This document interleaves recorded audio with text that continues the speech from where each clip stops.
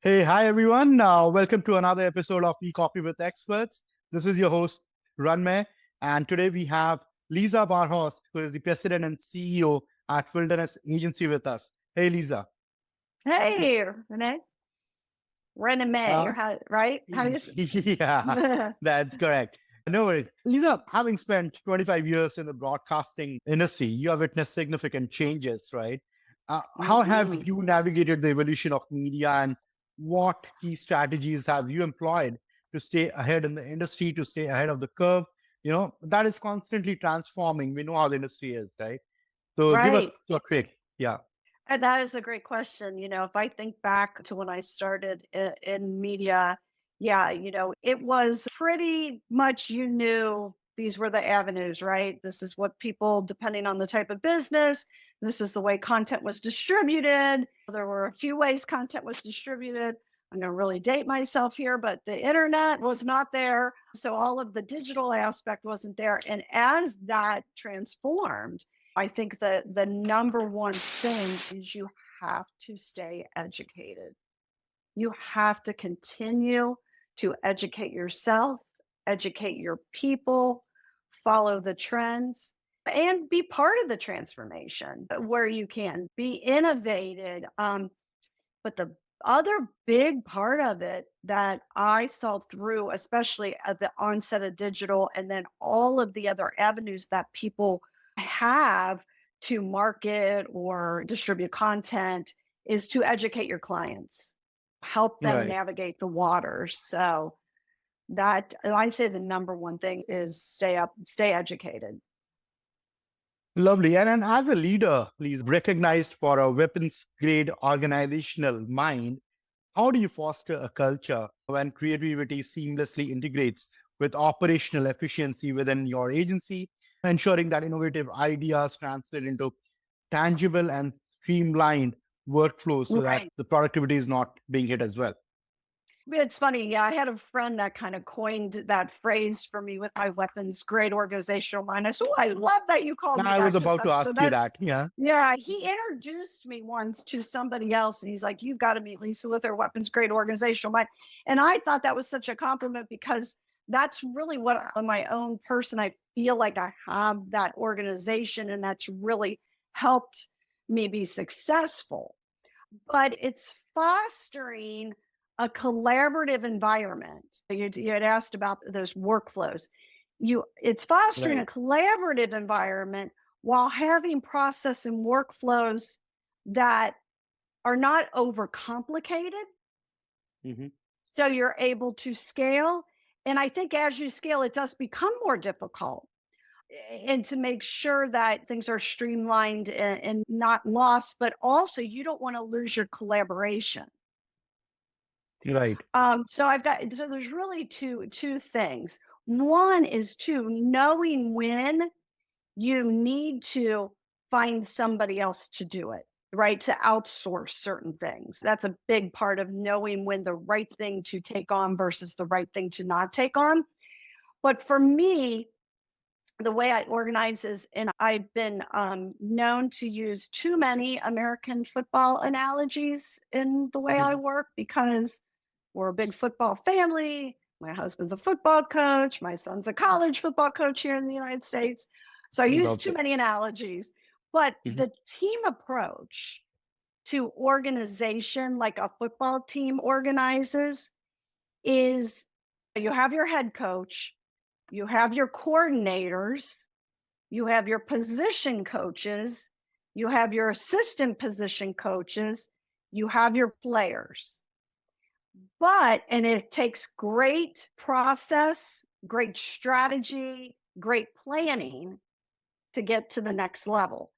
But Yeah, you right. That's also have your analytics people that help you guide your decisions, right? So I feel to organize all of that is to really pay attention. Let's say we're talking even just a sales process. If you don't know where your process is successful and not successful, you can't grow from there, right? Because you've got to know what needs the work. So I say you have to organize it and streamline it, not overcomplicate it, keep it collaborative, but not to the point that it's going to interrupt or disrupt your process. Does that make sense? Absolutely, absolutely. It does, Lisa.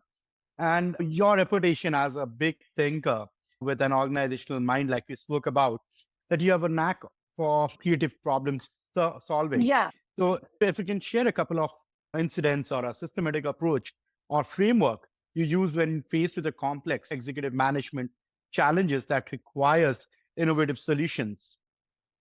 Okay, so the first thing I do is I can see it from start to finish. If it's a project I'm attacking, or a creative solution, or even as simple as how to clean out a terrible closet and organize it so it functions, or something like how to set up somebody's kitchen so it functions perfectly. Like I can see the end. Mhm. So I always start with the end and work backwards. So if we've got to solve a problem, here's the problem. What do we want the result to be? Mhm. Then break it up into the segments of from start to finish, right? So go Right. backwards. What needs to happen? Who needs to be involved? Who is the expert? Who do we have to call upon? Where do we could do the research? What data guides that plan to solve that problem if that's something that's available? And then we do have a solution. How do you make sure that it is the right solution? Who do you talk to?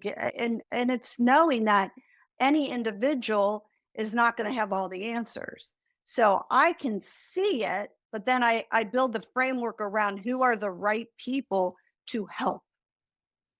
So basically, you reverse engineer the entire process and then build it brick by brick, right? Mhm. That makes a lot of sense. Lisa, you have, like we were speaking about it in the green room, you have been into sales for quite some time during your career, right? Mhm. So, in the realm of sales and business development, how do you infuse creativity into your strategy, wherein not to only ensure that it meet target, but also open up avenues for revenue generation? Are there any specific techniques that has worked for you in the past? If you can throw some light on use case or anything that have worked for you, it'll be great.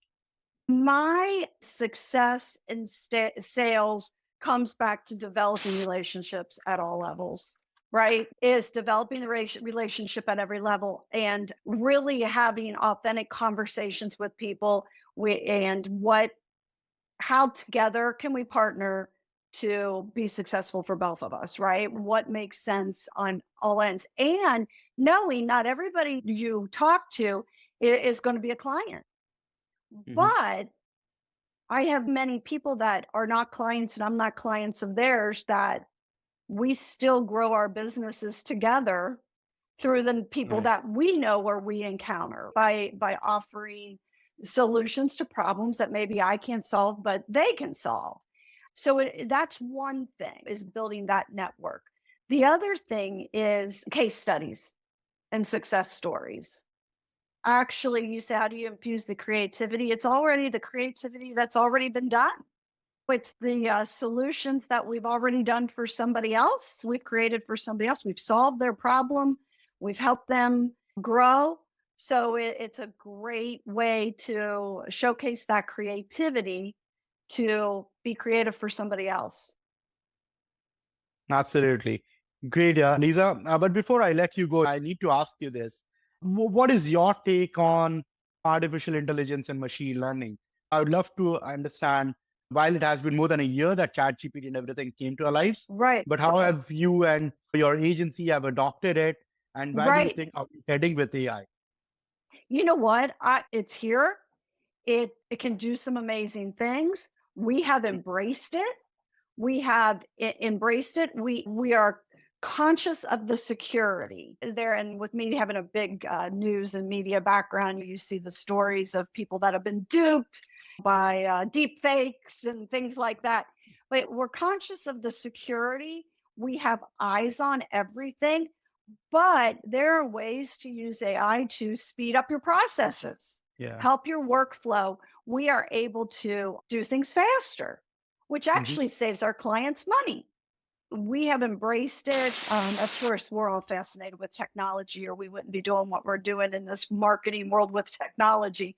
But in a former position I have, we were working with Microsoft and using AI in a different way, just for the machine learning part of it, barring the bad things that people talk about that could happen. I see a lot of really interesting positives, and it's not going away. So you might as well get on board and embrace what you can, and use it for the good that you can. That's just my take. Lovely, lovely. Great to hear that. Great, Eliza. It has been a fantastic conversation. Lastly, I would like to play a quick rapid fire with you. I hope you're game for it. Okay, let's try it. All right. Texting or talking? Talking. Favorite I day of I the do week? both though. I do both. I text a lot. All right. Favorite day of the week? Ooh, Tuesday. All right. You Your want to know last Google why? search? Okay. Oh, You want okay. to know Go why? ahead. You Go want to ahead. know why Go ahead. Tuesday? I tracked all my productivity through my career. Tuesday's my Uh-huh. most productive day.